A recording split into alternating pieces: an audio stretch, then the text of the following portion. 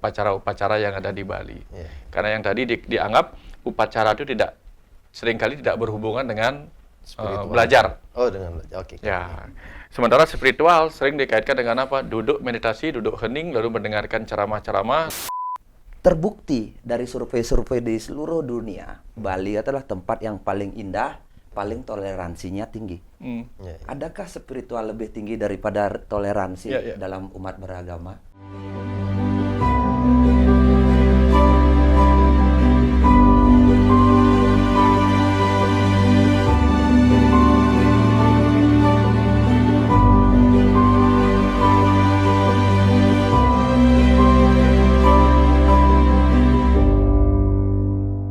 Om Swastiastu, Pak Dokter, Swastiastu. Pak Putu, Swastiastu. Salam Rahayu. Rahayu, Apa Rahayu. kabar nih? Demi tos. Ya, pokoknya di Demi tos, Gen. Ya, semua sudah hadir, Pak Putu. Ya, kita bersama nantinya Sudah fanatik diskusi. ini sama Demi tos ini. Ya, kita kembali diskusi santai, hal-hal yang ya perlu kita dialogkan, kita bicarakan. Semoga apapun yang kita hasilkan dari ya pengalaman, pemahaman kita Fenomena. itu tidak memvonis benar salah. kan? Betul, hanya berbagi. Ya, kita berbagi, berpendapat, tidak memvonis benar salah, bahwa di setiap lini pun ada hal positif maupun negatifnya. Ya. Kan Ruh gitu. Benede. Ruh Ruh Benede, Benede. ya. Pokoknya tetap di Demi tos, Gen. Paling seneng ngomongin itu. ya, ya, ya. Oh, betul, Pak Dokter. Nah, Siap. ini saya ada juga kalimat dari teman nih, dari beberapa kawan, baik yang di The Mitos, di Mind Faras, ada beberapa rumah semesta juga sering menanyakan seperti ini. Spiritual itu apa sih? Spiritual itu apakah harus spiritual atau gimana nih? Jadi ada beberapa spiritual. Ritual. Ya, Tidak jadi ada ritual.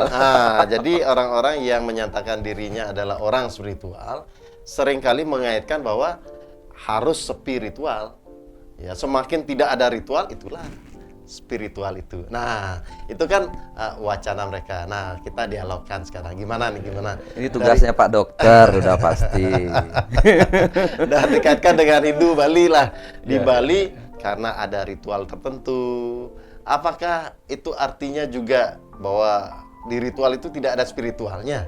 Nah, karena Oh, maksudnya banyak ditanya orang Bali itu kebanyakan ritual. kebanyakan ritual. Tidak ada pelajaran-pelajaran tentang spiritualnya apa. Gitu seperti dia. itu. Jadi itu fenomena yang menjadi ini. Menarik sudah dimunculkan sama Pak Nah, Putu. itu dia. Ya. Kenapa spiritualitas kemudian sering dikontradiksikan, dikontroversikan dengan ritual? Nah, itu dia. Spiritual dengan ritual. Bahkan sekarang muncul kalau orang belajar spiritual tapi perilakunya tidak benar, disebutnya spiritual. Spiritual. Kual itu nakal. Kual itu nakal, spiritual gitu. Nah, kan tadi sudah disampaikan sama Pak Putu bahwa kalau orang belajar, kata belajar Iya, iya. belajar spiritual. Ya. Berarti kaitannya dengan baca buku, mendengarkan ceramah. Ya, Sementara kalau yang ritual, kegiatannya apa? Menggambel, adat, ya. ya itu, sembahyang. Iya, iya. Itu yang menyebabkan tampak berseberangan antara spiritualitas dengan upacara-upacara yang ada di Bali. Iya. Karena yang tadi dianggap upacara itu seringkali tidak berhubungan dengan belajar. Oh, dengan belajar. Oke. Ya. Sementara spiritual sering dikaitkan dengan apa? Duduk meditasi, duduk hening, lalu mendengarkan ceramah-ceramah, lalu memusatkan perhatian kepada Tuhan lewat yoga dan sebagainya. Ya, ya. Ini yang sering membuat seolah-olah spiritualitas itu berbeda dengan apa yang ada di Bali. Ya. Bahkan kemudian dikatakan Bali itu sangat-sangat miskin dengan jalan-jalan spiritual. Bahkan seperti ini Pak Dokter, sebelum disambungkan nanti. Bahkan ada beberapa wacana mengatakan, oh kalau mau belajar spiritual, kita harus belajar di luar Bali dong. Karena Bali tidak ada. Karena pelajaran Bali tidak spiritual itu. terlalu banyak hal-hal mengenai spiritual. Nah, seperti itu gimana nih? Mereka akhirnya belajar keluar. Iya, Kib- iya, iya. Kadang kiblatnya ke India. Ya. Bisa jadi Yoga. Ya, yoga, meditasi. Ya, belajarnya keluar sampai lupa ke dalam. Padahal kalau mereka mencari ke dalam, Ya. mereka akan menemukan banyak sekali pelajaran tentang spiritualitas di Bali. Ya. Cuman, ya itu tadi, mereka nggak tahu bahwa Bali itu Ya. kumpulan dulunya, orang-orang luhur kita dulu, kumpulan orang-orang yang mampu memasuki perenungan setelah mendapatkan hakikat atau inti pelajaran spiritual yang dimaksud. Kemudian dia akan mengajarkan kepada 4 warna. Kepada mitos sebelumnya kita bahas tentang Ya, catur warna. kepada silakan. 4 warna, Ya. kepada kaum Sudra bagaimana caranya, Ya. kepada kaum Wesya, kepada kaum Kesatria bagaimana caranya mengajarkan spiritualitas itu. Ya, ya.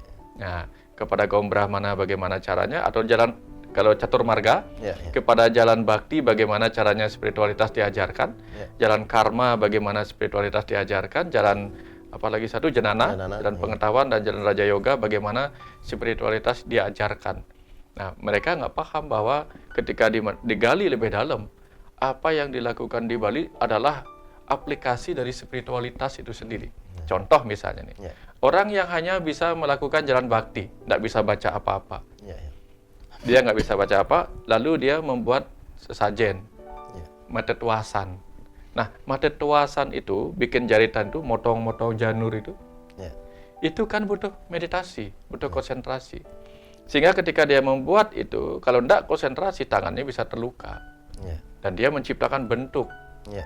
Bentuk itulah meditasi orang-orang yang bergerak di jalan janana, jalan persembahan. Lalu dia menciptakan keindahan. Ya, ya. Keindahan bentuk melalui upakara atau hasil karya tangan menciptakan keindahan. Kalau dia misalnya di jalan jenana, di jalan karma, maka dia melakukan kegiatan-kegiatan yang penuh keindahan dengan mempersembahkan tarian, mempersembahkan gamelan dengan geraknya, dengan tindakannya gitu. Kemudian mempersembahkan perilaku-perilaku yang baik.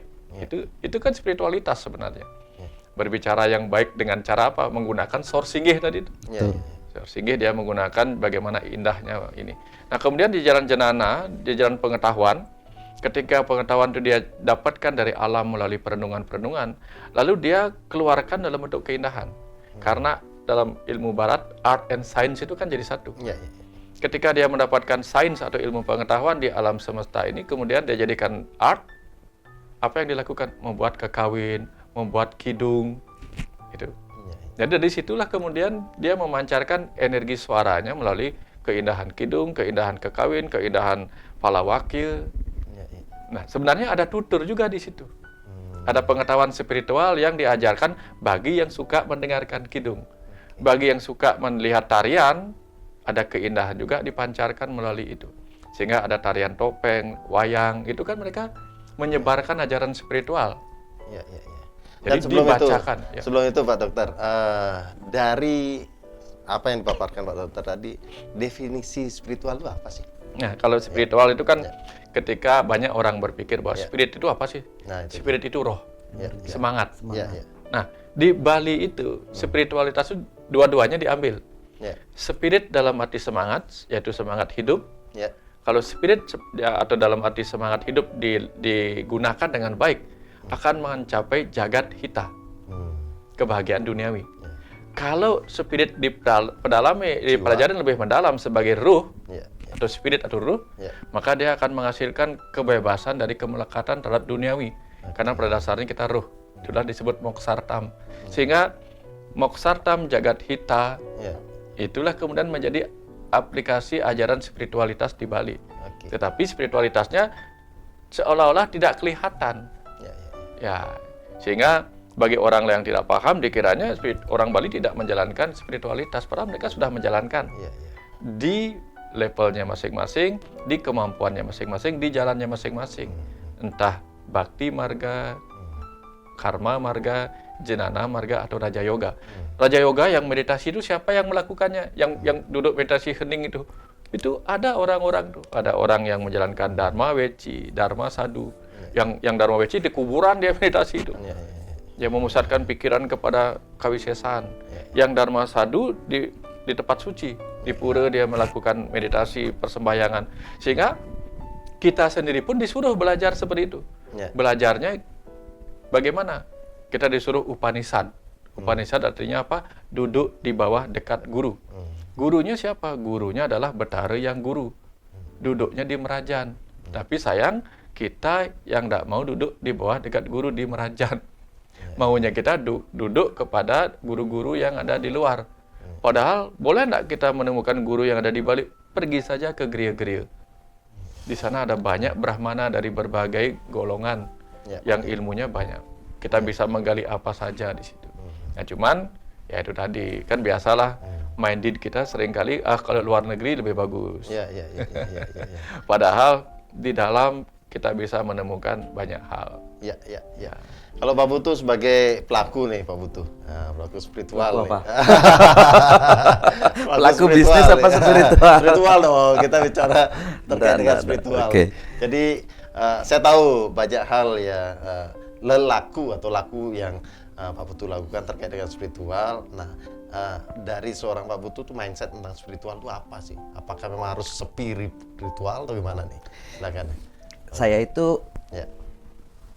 spiritual jalanan. Oke, spiritual jalanan nih. Spiritual. Ya. Karena saya, Pak Dokter, Ya. Pak Surya, saya itu terlalu banyak di dalam diri saya itu mempertanyakan sesuatu. Ya. Jadinya dari kecil sudah sering sekali bertanya, sehingga pertanyaan itu memunculkan pencarian. Ya kan? Ya. Saya mencari. Dan terus terang dalam pencarian hidup saya ini dari kecil sampai kuliah di Jawa, sekolah dan sebagainya itu benar-benar muter gitu, muter. Karena saya merasa ada banyak hal adat Bali itu atau ritual Bali atau spiritual Bali yang saya anggap ketika itu kurang. Tidak bisa mewakili apa yang saya inginkan, mencari jati diri dan sebagainya. Banyak sekali. Seperti ya tadi itu. Sangat sepi dalam spiritual. Saya merasa Bali itu sepi sekali spiritualnya. Seperti untuk apa sih ini ada banyak Banten, banyak upacara, tapi kok maknanya kosong gitu. Saya merasa seperti itu di dalam pikiran saya. Sudah langsung memvonis seperti itu, sehingga dulu ya memvonis. Jadinya perjalanan saya akhirnya banyak belajar. Saya belajar kejawen, saya belajar yoga, saya belajar meditasi dan seterusnya. Jadinya meditasi lumayan saya dalam. Tapi semakin ke sini, semakin saya merasa mendalami itu gitu. Saya akhirnya semakin pengen tahu kembali tentang Bali itu sesungguhnya seperti apa gitu. Melihat Bali yang dulu dengan Bali yang sekarang dalam pikiran saya. Padahal kan tidak ada yang berubah Bali. Tapi persepsi yang ingin saya dapat apa gitu loh. Apa sih sebenarnya? Saya selalu berpikir pasti ada sesuatu ketika tetua kita membuat. Selalu itu ya. Pasti ada sesuatu yang ingin mereka sampaikan. Dan kita kadang-kadang bisa nangkep atau tidak gitu. Akhirnya ketika saya itu saya ini sebenarnya cerita pribadi saja, ini bisa benar bisa salah. Makanya saya bilang saya adalah spiritual jalanan atau pelakon jalanan. Tidak berdasarkan kitab suci, tidak berdasarkan apa, tapi dari perenungan saja. Gitu. Nah, yang saya dapatkan sekarang spiritual atau nilai-nilai hidup di dalam budaya Bali. Nomor satu itu orang Bali tidak meributkan Tuhan. Itu yang nomor satu. Mereka lebih memilih bahagia. Makanya yang ada itu adalah pelinggih. Pelinggih. Bukan siapa yang ada di sana, tapi yang disorot itu pelinggihnya. Tidak dilihat siapa yang duduk di pelinggih itu. Jadinya tidak suka ribut. Mau Siwa, mau siapa? Wisnu maupun siapapun yang disembah, tapi yang dibuatkan adalah pelinggihnya. Jadinya memilih bahagia itu jauh lebih penting daripada siapa ya. Karena kadang-kadang kalau kita mau meributkan siapa Tuhanmu, itu konflik itu akan luar biasa. Makanya saya melihat, ini wisdom yang luar biasa orang Bali. Pelinggihnya yang dibuat, bukan wujud Tuhannya yang dibuat gitu. Wujud figur. Figurnya, wujud figurnya yang dibuat. Itu nilai pertama. Saya baru tahu konflik horizontal ya. Terjadi karena kadang-kadang seperti itu. Orang Bali memilih bahagia kok daripada meributkan Tuhan. Itu makanya terbukti dari survei-survei di seluruh dunia, Bali adalah tempat yang paling indah, paling toleransinya tinggi. Ya, Adakah spiritual lebih tinggi daripada toleransi Ya, ya. dalam umat beragama? Ya, Saya pikir itu nilai yang luar biasa. Itu nomor satu. Betul. Saya ngelihat. Oke. Nomor dua yang saya dapatkan dari proses saya muter-muter sana sini, ajaran Bali yang nomor dua, Pak Dokter, saya dapatkan. Kenali leluhurmu sebelum mengenali Tuhanmu. Ya. Ya, gimana kamu bisa mengenal? Bagaimana kamu bisa mengenali Tuhan? Membayangkan Tuhan. Membayangkan Tuhan sebelum kenal leluhur. Ya, ya. Dan leluhur paling dekat siapa? Bapak, Rerama kita, Ya, orang tua kita. kita, bapak ibu kita Ya. yang masih berwujud sekarang. Gimana kita memperlakukan, makanya kita ada namanya hutang kepada orang tua dan leluhur. Itu yang harus kita bereskan dulu untuk menemukan nilai-nilai spiritual Istilah itu. sekarang betara skala. Iya, itu nilai. Disuruh memuja Rama, Ya, ya. padahal maksudnya memuja Rama. Iya. Makanya salah satu ritual yang paling ini adalah, makanya kalau di sanggah kita Ya. yang ada kan merajan itu, Ya. rong tiga itu, kan itu Ya. leluhur. Ya. Ya. Itu bagi saya itu pijakan berikutnya untuk mencapai kebahagiaan. Betul. Ya, kita harus menghormati dulu orang-orang yang pendahulu kita. Iya kan, orang-orang pendahulu kita yang menciptakan budaya, menciptakan adat, pengetahuan, pembelajaran, bagaimana kita bisa menikmati hidup yang begitu bahagia hari ini.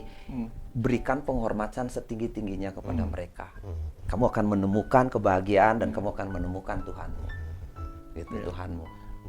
Iya kan, ada pelinggih, ada rong tiga itu. Ya. Ya. Berarti di Bali sebetulnya segala hal yang sudah begitu jelas pakem-pakemnya dari para leluhur kita itu mengandung satu nilai spiritual sebetulnya. Nah, Contoh ya, gini, ya. Pak. Ya. Contoh kalau di ajaran spiritual di Astanga Yoga namanya. Ya, ya. Astanga Yoga kan diajarkan Ya. oleh Yoga Patanjali itu. Ya. Astanga Yoga itu dimulai dengan dasa yama brata, dasa niyama brata, pengendalian diri. Namanya Kemudian asana pranayama gitu kan. Artinya apa?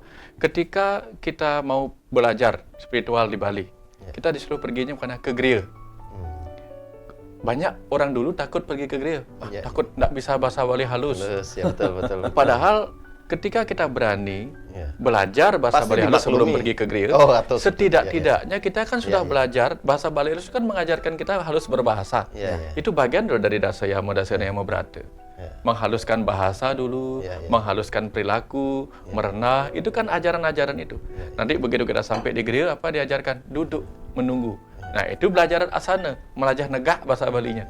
Itu aplikasinya melajah negak. Duduk, kalau di sana kan tidak mungkin kita duduk begini di gereja kan? ya, ya. Duduk kita pasti begini, mesila. ya. Nah, itu kan belajar Asana. asana aja, padmasana sebenarnya itu. Ya, ya. Nah, kemudian kadang kita harus belajar pranayama, narik napas gitu. Tarik napas mungkin apa? Mungkin nunggu sulinggihnya lagi muput keluar. Kan lumayan latihan kesabaran di situ. Iya, iya, iya, Habis itu apa? Begitu nak lingsir ngebaosan, itu kan kita belajar untuk memusatkan perhatian pada apa yang dikatakan. Ya, ya. Ya, itu yang dimaksud sebenarnya proses Astanga Yoga itu dalam sederhana dalam keseharian kalau kita mau belajar ilmu Betul. spiritual Kita di sudah Bali. melakoni, Iya. mungkin orang lain baru belajar. Kita Iya. sudah menjadi ritual keseharian. Tadi kan saya bilang satu itu kita sudah tidak meributkan apa? Tuhan lagi. Perbedaan. Itu. Ya, Nomor dua, ya. Tuhan terdekat kita adalah Ya, leluhur kita, orang tua kita. orang tua kita. Terus saya sudah banyak keliling Indonesia, ke luar negeri dan sebagainya. Ya. Satu-satunya budaya yang menghargai kaum bawah itu hanya di Bali. Ya. Kaum dalam artian berbahasanya itu maksudnya. Iya. Oh, Kalau bawah, di sabda petalanya. di tempat Budaya. lain Ya. itu kita menyembah di atas, Ya. mengusir di bawah. Kalau kita tidak, malah mesegehan. Ya, betul. Kapan kita memberikan persembahan banyak ke atas, Ya. kita juga memberikan banyak ke bawah. Itu gede menek gaib pun pasti gede gitu. Maksudnya kaum bawah jadinya kita tidak ada ngusir. Ngusir kan. Karena itu Jadinya berkenaan dengan ajaran kandapat. betul, tidak ada ngusir yang di bawah. Apa Jadinya- kaitannya Pak Dokter dengan kandepat? Nah, yang disebut Pak Putu itu kan yang sering dikatakan kita itu di tempat-tempat lain buta kala itu diusir, Iya, itu betul. misalnya. Ya, ya. Sementara di Bali, buta itu kan bagian dari saudara kita. Karena ketika kita menjadikan depat buta, Ya, ya, ya. dia menjadi pertiwi, apah, teja, bayu, jadi benda padat, benda cair, gas, cahaya, gas, udara gitu, ruang kosong, itu adalah kandepat buta. Betul. Saudara empat kita yang berbentuk materi, yang itu akan dinaikkan dalam proses menjadi kandepat dewa gitu, jadi dewa. Jadi dikasihlah segahan. Nah, artinya persis seperti di situ. Betul. Dan artinya apa? Gini Pak ya, Surya, ya, ketika masih ada kebencian, kemarahan, Ya. pengusiran, Ya. letak spiritualnya di mana? Kan masih ada ego-ego besar kita, memarah. Ini harus kita usir setannya. Ini yang membuat malapetaka gitu misalnya. Ya, ya. Kita sudah tidak ada itu. Ya, Itu kemarahan-kemarahan yang sangat tipis di dalam hati kita. Dan kita diajarkan dengan ritual kita pun harus Harmonis. menjaga keharmonisan dengan Ya. alam Ya, atau lingkungan yang kita anggap stratanya lebih bawah. Itu kan kaum-kaum itu yang tadi itu. Ya, para buta itu. yang Dan di bawah. itulah Itu kan realita ataupun aplikasi yang ada di bawah. spiritual Iya, kan? Rihita Karana. Ya, Betul. Rihita Karana itu. Kan Iya. itu hati kita kan dibersihkan. Oh, tidak boleh begini. Ya, ya, ya, ya. Tuh. Dan yang sangat menarik sekali bagi saya dan puncaknya saya ngelihat kan tadi ini pelajaran yang saya dapat terus terang aja ini spiritual dari dalam diri saya sendiri. Nah, baru pertama kali saya ceritakan sama orang kan. Ya, ya. Nih, satu tadi Bali tidak mengenal tidak mau meributkan Tuhan. Ya. Tuhan yang terdekat adalah leluhurmu atau orang tuamu. Yang ketiga tadi apa tadi? Ya. Ya, bagaimana Oke, kita hormat keseimbangan sesama. antara atas dan bawah. Bawah, ya. Nomor 4. Ya. Puncak spiritual orang Bali itu adalah ngayah. Tidak pamrih. Ngayah. Tulusan. Hampir setiap hari kita bicara tentang ngayah, ketulusan, cinta kasih. Iya. Tuh. Kalau kita tidak belajar lagi tentang ngayah, tapi kita sudah melakukannya dalam kehidupan sehari-hari. Apa sih sesungguhnya spiritual itu kalau bukan melayani kehidupan? Ya, ya. Melakukan yang terbaik dalam hidup, kita memberikan rasa cinta ulas asih Ya. itu kan dalam kehidupan nyata yang kita lakukan. Bukan berarti kita spiritual duduk bersila nanti bisa terbang. Bukan itu. Duduk bersila kita hafal mantra-mantra, hafal itu. Nilai-nilai spiritual itu adalah nilai-nilai yang membumi, yang memberikan kita kehalusan hati, memberikan nilai-nilai cinta atau ngayah itu sendiri, dan itu benar-benar diajarkan di Bali, bukan diajarkan, sudah membumi. Ya, ya, ya. Kita tidak pernah menyebut dewamu siapa sudah sembahyang di pelinggih, udah gitu aja. Ini kerung 3, ingetang aja reramo bapak memek gitu loh.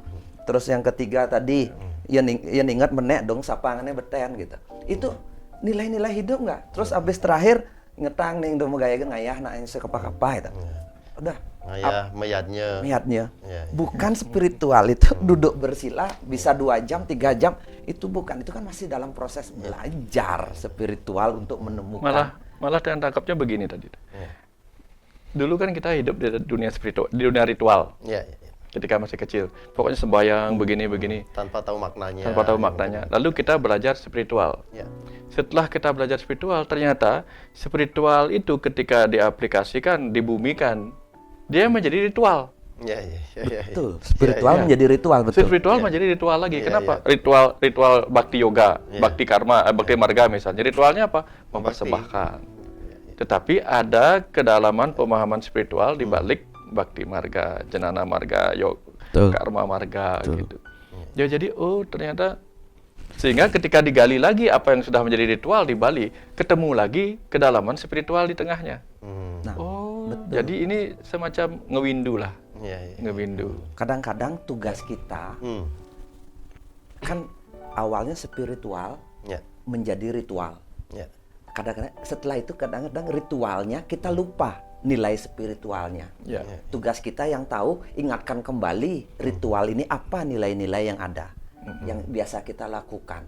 Ya kan? Ya. Nah, ini kadang-kadang merekonstruksi kembali. Jangan sampai kita merasa Bali itu hanya menyembah pohon, menyembah ini. Kita sendiri kadang-kadang ngewale ajaran leluhur kita sendiri kan. Karena kita belum Belum terus paham. terus belum mempertanyakan, udah langsung memvonis benar salah, Ya. sehingga kita kadang-kadang kiblatnya keluar. Tapi apakah orang yang kiblatnya keluar salah? Saya bilang tidak, karena saya pun pernah berkiblat melihat luar lebih bagus daripada di dalam gitu, keluar. Kan biasa muternya itu kemana-mana dulu cari ilmu, ujung-ujungnya ternyata di rumah, pelajarannya ada di orang tua kita. Ya, pelajarannya ada di Bali gitu. Dan dulu juga sempat di masyarakat, terutama anak muda, kita bicara anak muda ataupun orang-orang yang betul belum mendalami secara lebih dalam, lebih detail. Seringkali kata spiritual itu dianggap sesuatu yang sangat berat, sangat menyeramkan. Ngapain belajar spiritual? Bodoh ya? Bodoh ya? Gitu. Nanti gila nanti kamu belajar. Nah, bagaimana ya pendapat Pak Dokter juga supaya tadi sudah tersampaikan, lebih detail lagi ditujukan kepada anak-anak muda deh, anak-anak muda memaknai apa itu spiritual deh gitu, supaya lebih jelas. Ya, silakan. Tadi kan kita udah bicara tentang ajaran spiritual versi Bali adalah bertujuan dua. Ya. Melalui segala ritualnya bertujuan dua, yaitu mencapai jagat hita. Ya. Spiritualitasnya bagaimana mencapai jagat hita, upacara-upacara adat itu, sehingga terjadi perputaran ekonomi. Tercapailah jagat hita. Yang tidak punya lahan bisa nanam tebu, bisa nanam bunga, tercapai jual beli, ekonomi berjalan, kaum Wesya punya kesempatan. Nah, kemudian ketika sudah menjadi upacara, itu kaum jenana bisa menceritakan apa yang ada di balik itu. Nah, kemudian proses itu kemudian masuk ke wilayah-wilayah spiritualitas yang berkenaan dengan moksartam, pelepasan. Itu banyak lagi cerita-cerita di Bali tentang pelepasan itu. Makanya di Bali misalnya ini meninggal, ada upacara ngaben. Itu kan bikin bukur atau apa itu. Susah payah membikin. Tidak jauh jaraknya dari rumah ke kuburan, lalu dibakar. Dalam sekian buang-buang waktu uang. sudah hilang gitu ya. Buang-buang uang tampaknya. Ya. Tapi di Tibet sana ada orang belajar membuat apa yang disebut dengan mandala. Susahnya bikin Pak Putu. Susah. Setelah susah, anggaplah sebesar meja ini dia susah bikin. Setelah jadi apa yang dilakukan? Dihamburin lagi. Itu pelajaran ketidakmelekatan. Nah, di Bali dilakukan. Uang jangan melekat pada uang, jangan melekat apa segala yang pernah kamu ciptakan, karena ini nggak kekal, termasuk tubuh ini. Itulah pesan yang disampaikan melalui kita membakar lembu, membakar bukur, bahkan membakar mayat. Tujuannya supaya kita nggak melekat. Itulah spiritualitas yang sudah menjadi ritual di Bali. Nah, cuma kita perlu menggali ada apa di balik semua itu. Nah, ketika kita nggak mampu menggalinya, ya sudah, dia menjadi sesuatu yang sia-sia. Atau mungkin seperti ini Pak Dokter, Pak Putu, seringkali pemaknaan spiritual itu untuk beberapa orang tertentu itu yaitu dibuat seakan-akan ritual dan spiritual adalah sesuatu yang tidak berkaitan atau bahkan berseberangan. Dan bahkan saya ketemu informasi dari beberapa teman untuk kita melakukan konsultasi segala macam, ada beberapa yang memaknai spiritual itu sudah begitu dimaknai dengan terlepas dari ikatan keduniawian, sehingga dia tidak memikirkan bagaimana dia harus bekerja esok hari, dia tidak memikirkan tujuannya adalah duduk hening, terhubung dan menciptakan kebahagiaan dari dirinya tanpa memperdulikan lagi kewajiban duniawi. Itu saya berpikir dulu seperti itu. Apalagi seperti silakan. Iya kan, saya kan dulu berpikir seperti itu. Spiritual itu jauh tinggi di langit yang tidak mungkin kita jangkau. Sekarang saya benar-benar berpikir tentang spiritual itu membumi, sederhana yang membumi. Ketika spiritual itu tidak bermanfaat bagi kehidupan, itu bukan spiritual, udah titik bagi saya. Jadinya perjalanan spiritual seperti belajar naik ke puncak gunung, seperti bukunya Pak Dokter itu. Belajar naik ke puncak gunung. Setelah kita nyampe di puncak, kita turun lagi untuk menyampaikan, untuk bercerita bahwa di puncak itu indah gitu loh. Kita bernilai-nilai, kita memberikan lagi yang benar, akhirnya kita berspiritual itu tetap membumi lagi. Artinya ada saatnya kita naik sampai di atas, ada saatnya kita turun juga kan gitu. Di turunnya itulah nilai-nilai spiritual itu. Jadinya nanti akan ada kelihatan. Saya gini, dulu saya mungkin berpikir bahwa kita akan belajar spiritual sama orang-orang yang berbaju putih dan sebagainya. Dulu saya begitu, dan memang saya dapat dari mereka. Tapi ternyata nilai-nilai spiritual yang paling saya banyak dapat adalah ketika saya pulang ke kampung ngobrol dengan petani. Mereka di sawah. Mereka membajak sawahnya dengan tulus, ikhlas, dengan riang, tidak pernah mengeluh terhadap hidupnya, bahagia, terus pulang melayanin anak mereka. Dan keluh terus habis itu ngayah di Banjar, tidak ada keluhan apapun. Lebih bahagia dari saya lihat. Itu bukan, saya ngeliat, oh ini cinta yang tulus, yang tidak perlu memikirkan banyak hal. Saya ngelihat itu, oh guru itu bukan hanya ada di langit, guru itu bukan hanya ada di puncak gunung. Di pinggir jalan pun kita bisa melihat. Di sawah pun ternyata kita bisa melihat. Dan ketika kita bisa melihat semua kehidupan ini adalah Tuhan itu sendiri, saat itu kita merasa kemanapun kita melihat itu Tuhan. Makanya apa yang ada di Bali itu coba resapi, renungi dan maknai kembali. Kita akan dapat sesuatu, Pak Dokter. Sama ya. Ternyata ada lelucon sebenarnya. Lelucon bukan lelucon tapi sesuatu yang mendalam sekali. Ketika kita bicara tentang belajar spiritual, itu kan sering dikaitkan dengan belajar mengenal diri sejati. Sehingga pernah di level itu yang mempelajarinya, oh tubuh ini bukanlah aku, pikiran ini bukanlah aku adalah sang ruh yang sedang ada dalam tubuh ini. Tapi lama-lama setelah diajarkan kecerdasan, energi, materi, purusa, prana, pradana, ternyata apa? Oh tubuh ini adalah aku sebagai materi, pikiran ini adalah aku sebagai energi, jiwa ini, roh ini adalah aku sebagai sang purusa. Jadi dengan demikian apa? Di bumi ini aku harus hidup dengan tubuhku. Tubuh harus dirawat, kehidupan alam nyatanya harus dirawat dan sebagainya. Tapi aku tetap mengenali diriku sebagai siapa? Mengenali diriku sebagai tubuh, sebagai pikiran, sebagai ruh. Intinya spiritualitas berkenaan dengan mengenali siapa diri sejati kita. Yang ada, tapi orang Bali apa yang diajarkan? Tunggu dulu. Gimana? Pelajin DWE. Nah itu dia. Ternyata itu sama. Sama ya. Kan sama kan? Kan pelajaran spiritual. Nah, pelajin DWE. Nah, pelajarin dirimu. Kan sama ya. Tapi kita nggak menganggap itu pesan spiritual mendalam. Lalu kita, baca buku segala macam lah. Ada orang meditasi untuk mengenali dirinya. Tapi orang Bali apa? Pelajarin dewekmu. Ternyata kalimat-kalimat sederhana itu sangat-sangat dalam, Pak Dokter. Contoh lagi satu. Awak bedude, tai urak. Artinya apa? Tugasmu. Satwa dharmamu begini. Gitu. Jangan melakukan sesuatu yang bukan tugasmu. Ya. Kalau kamu serius di petani, kamu akan mendapatkan sesuatu. Nah, ketika Pak Putu, ketika yang sampai bertahun-tahun dari 10 tahun bertanya ini itu, sampai mendapatkan buku Tuhan segala agama, rahasiamu rahasiaku, gitu. Akhirnya saya mengerti bahwa di setiap tempat ada Tuhan.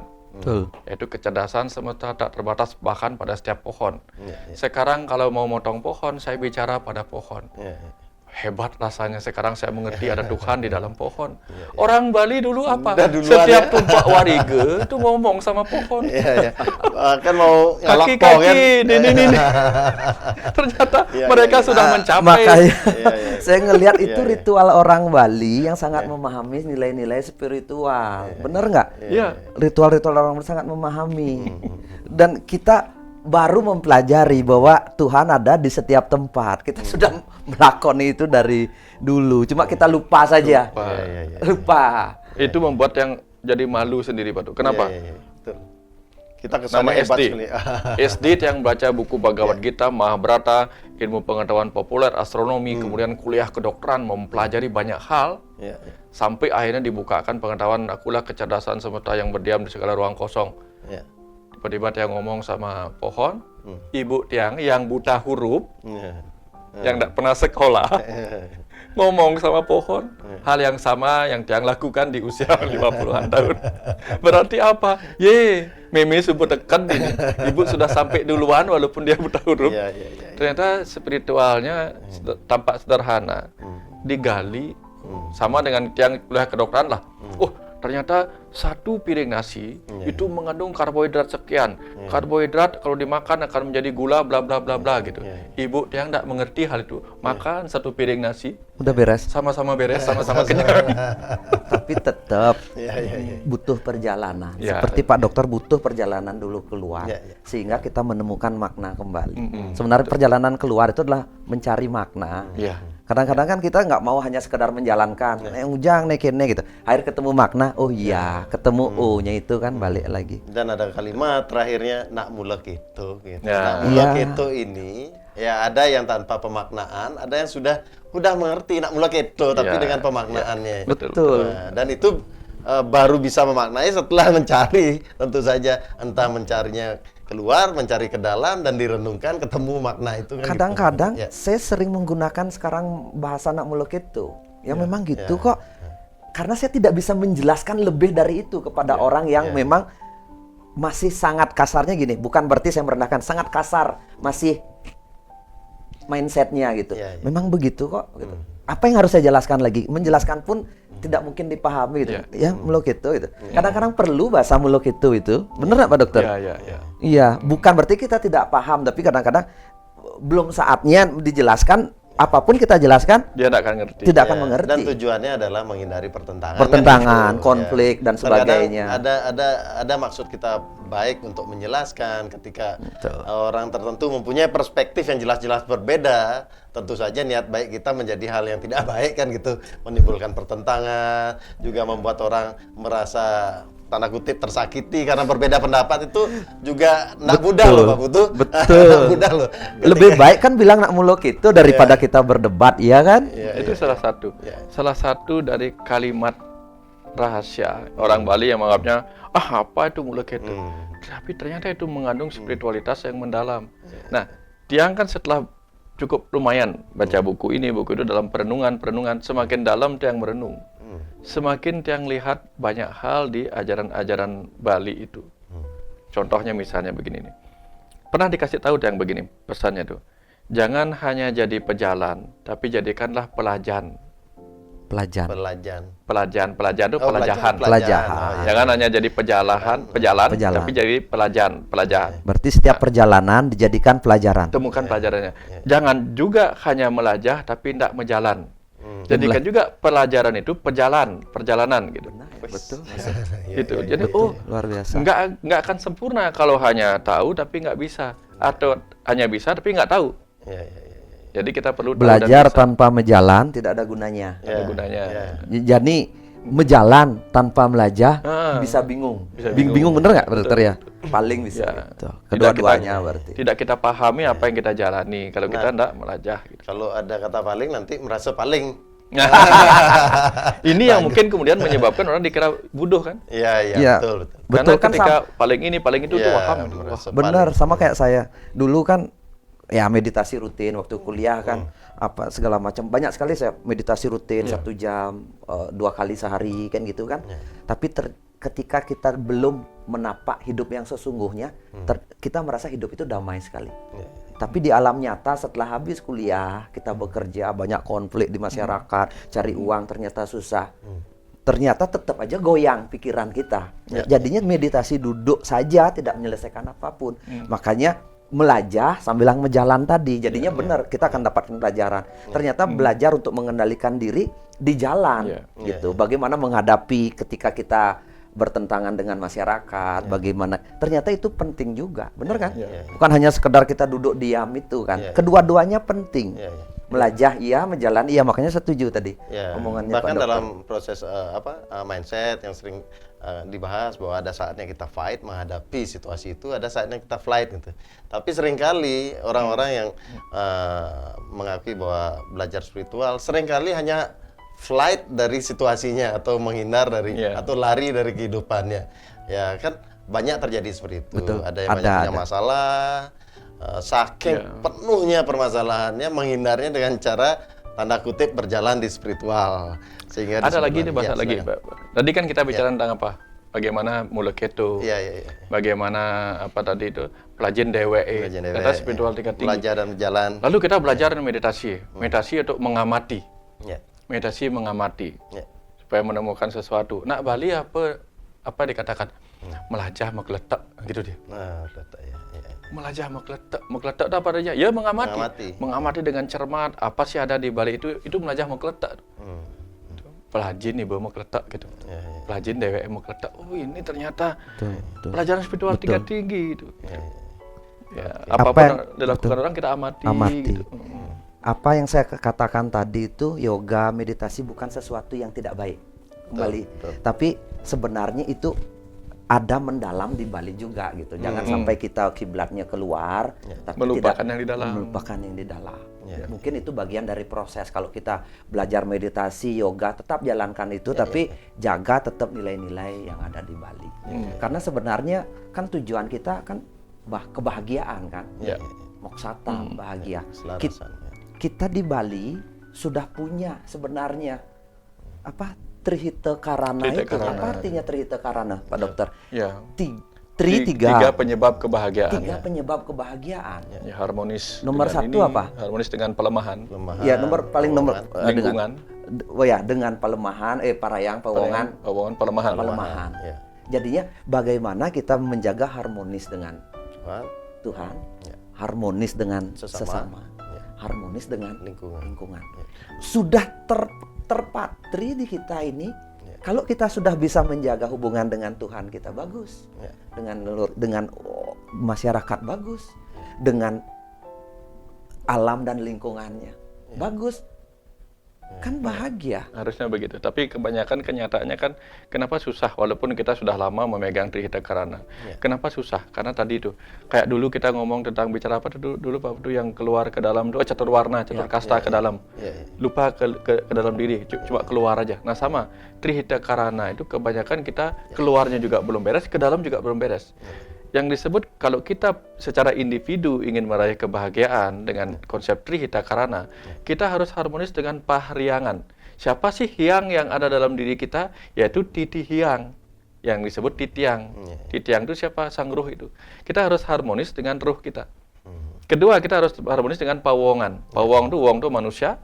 Manusia itu artinya pikiran. Manas itu pikiran. Jika kita harus harmonis dengan pikiran kita. Dan kita harus harmonis dengan pelemahan kita. Betul. Kalau pelemahan di luar itu ada benda padat, pertiwi, apa saja di dalam diri kita ini. Artinya harmonis ke dalam diri, harmonis dengan tubuh, harmonis dengan pikiran, harmonis dengan jiwa kita. Maka kita akan mencapai Trihita Karana itu dalam diri. Nah, ke dalam dirinya aja belum beres, apalagi keluar. Nah, ini contohnya. Ini hebat orang-orang dulu. Benar. Benar Pak Surya. Kalau kita bicara lain lagi ya, Tuhan yang disembah orang Bali siapa namanya? Nah, apa namanya? Ida Sangyang Widi Wase, ya kan? Dia yang Maha Widi itu apa? Pengetahuan, sumber pengetahuan. Sumber pengetahuan. Jadinya tidak menyebutkan sosok, tapi menyebutkan Ia yang Maha Cerdas. Tuhan yang kita sembah itu adalah Dia yang Maha Cerdas, Sang Yang Widi, orang yang penuh pengetahuan. Jadinya dari situ aja saya sudah nangkep, hebat sekali membuat wujudnya orang wujud Tuhan nama itu membuat nama. Jadinya bukan namanya si A, si B, si C, misalnya nama salah satu Betara atau enggak. Itu di bawah. Puncaknya itu ya. Puncaknya adalah Sang Yang Widi. Jadinya kita yang mengolah sendiri dengan kecerdasan itu. Mau diarahkan kemana, di situ dah. Oh iya ya, tinggal kita menguliti saja, mengupas.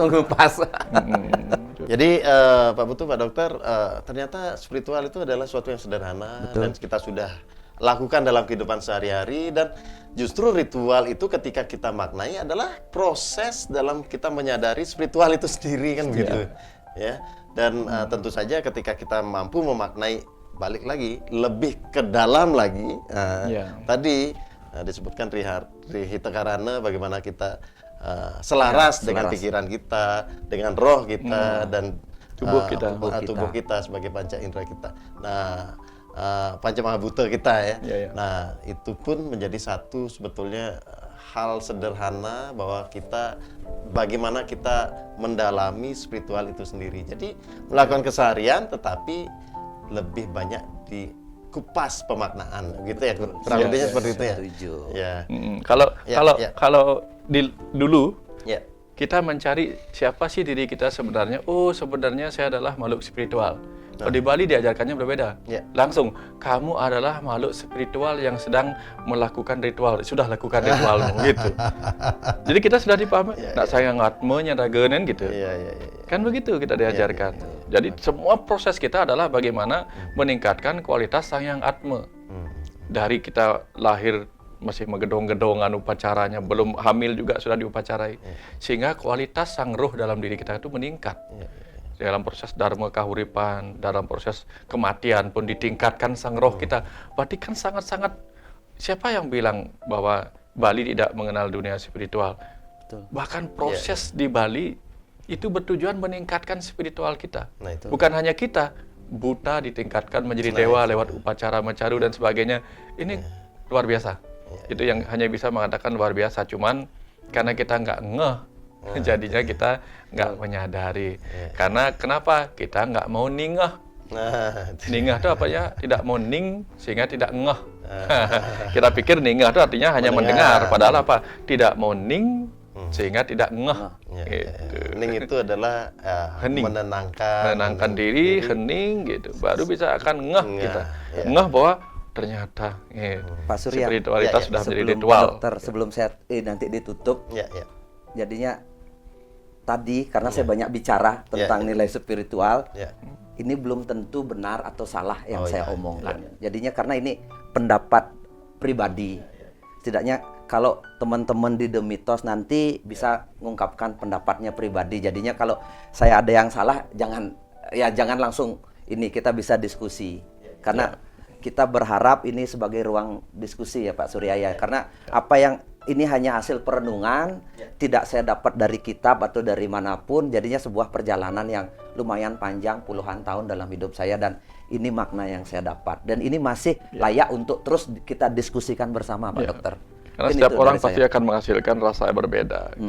Ya tentu saja Pak Butuh, Pak Dokter, kita berkarma di The Mythos ini, harapan kita adalah hal-hal yang memang perlu didialogkan, tidak hanya kita yang mendialogkan. Nantinya di kolom komentar juga dipersilakan mendialogkan, tentu saja, tentu dengan nilai-nilai kesantunan, kemudian nilai-nilai yang berlandaskan asas manfaat dan solusinya apa nih gitu.